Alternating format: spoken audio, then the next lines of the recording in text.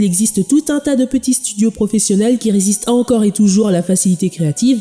On en parlera peut-être un jour dans une autre vidéo. Ah bah voilà, je vous avais dit que j'y reviendrais. Bonjour et bienvenue dans cette vidéo où nous allons parler de studios d'animation. Mais pas n'importe lesquels, les oubliés, ceux qui ne nous viennent quasiment jamais à l'esprit quand on parle animation et qui pourtant créent des œuvres uniques mémorables méritant largement plus de lumière. Surtout en ce moment, comme je l'ai dit précédemment, avec cette normalisation des suites et des remakes de licences connues qui éclipsent les projets originaux et authentiques. Je vous ai parlé il y a quelque temps de l'animation indépendante comme force majeure pour préserver la créativité artistique, mais certains studios professionnels restent présents et fidèles à eux-mêmes pour raconter ce qu'ils ont envie de raconter avec passion et qualité avant tout. À mon échelle, j'espère que cette vidéo permettra de les aider à se faire reconnaître plus facilement du public, car ils le méritent très sincèrement. Assez parlé, il est temps d'entamer cette liste avec numéro 1, je suis bien content. Je ne sais pas si vous avez vu, mais récemment, il y a un petit film de science-fiction pour adultes qui a fait un peu parler de lui au Festival de Cannes et d'Annecy. Et oui, ce studio est derrière le fameux Mars Express. Cette boîte française, fondée en 1996, s'est faite remarquer pour l'adaptation en long métrage de Persepolis, récit autobiographique engagé de Marjane Satrapi, et de sa jeunesse en Iran avant et après le changement de régime. Le studio est un peu un couteau suisse qui touche à tout, du film, de la série, de la réalisation pour des commanditaires, et ce dans des styles visuels très variés. La majorité des productions du studio sont en 2D pour notre plus grand plaisir. D'ailleurs, mes films préférés sont Le Jour des Corneilles, très métaphorique, mélancolique, poétique en lien avec l'acceptation du deuil. Ainsi qu'Avril et le monde truqué, une uchronie fascinante entourée d'un grand mystère à résoudre. Et oui, le coup du vieux Paris alternatif, ça date pas d'hier. Bref, deux films très créatifs et thématiquement intéressants que je vous invite à découvrir si ce n'est pas déjà fait.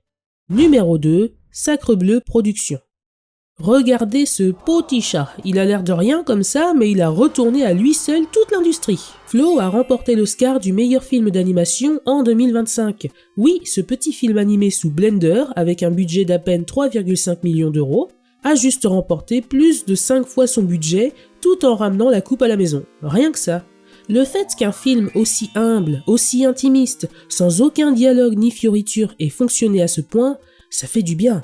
Tout ça pour dire que ce film a été réalisé par 3 sociétés, dont Sacrebleu Productions. Ça y est, nous y sommes. Fondé en 1999, le studio a commencé très fort en long métrage avec le film Tout en haut du monde, le récit palpitant d'une aristocrate qui part à la recherche de son grand-père dans une expédition pour le pôle Nord. Ce studio a produit énormément de courts-métrages, plus de 90 d'après les chiffres donnés sur le site officiel. Pour ce qui est de la production, ils collaborent très souvent avec d'autres pour mener à bien les projets. Ils ont également fait des films en prise de vue réelle en plus de l'animation. Mes films préférés sont Tout en haut du monde, qui est un vrai bonheur pour la rétine, et Sirocco et le royaume des courants d'air. Une douce épopée symbolique dans un autre monde. L'aspect graphique signifie beaucoup pour moi, car il y a quasiment zéro ombre et texture, que des aplats de couleurs et des lignes claires. Sachant que j'ai toujours galéré en dessin avec le placement des ombres, des lumières ainsi que des reflets, ce style me fait vraiment plaisir. Numéro 3, Cartoon Saloon. On va quitter les studios français pour le Nord avec l'Irlande. C'est probablement le studio le plus connu de cette vidéo. Fondé en 1999, décidément quelle année, le studio s'est illustré en 2009 avec Brendan et le secret de caisse, racontant l'histoire d'un futur moine poursuivant son apprentissage en tant qu'enlumineur. Au programme, un parcours initiatique, une menace viking et de la magie. Derrière ce nom de studio plutôt simple se cache une montagne de talent et de créativité. Faut dire que leurs films sont très identifiables avec des univers oniriques basés sur le folklore local pour la plupart des longs métrages. Tout comme le studio précédent, Cartoon Saloon travaille régulièrement avec d'autres studios. Leurs films ont souvent plusieurs nationalités, ce qui est toujours sympa.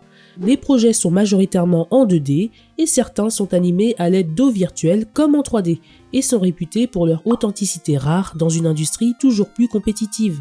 Mes films favoris sont Le Chant de la Mer, adorable et déchirant en même temps. Bourré de mysticisme, de créatures folkloriques, il mérite amplement sa réputation.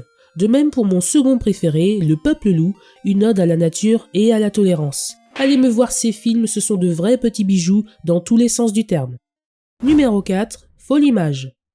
Pour finir, revenons de nouveau en France avec le studio Folimage, qui pour le coup est un studio que je connais bien moins que les autres.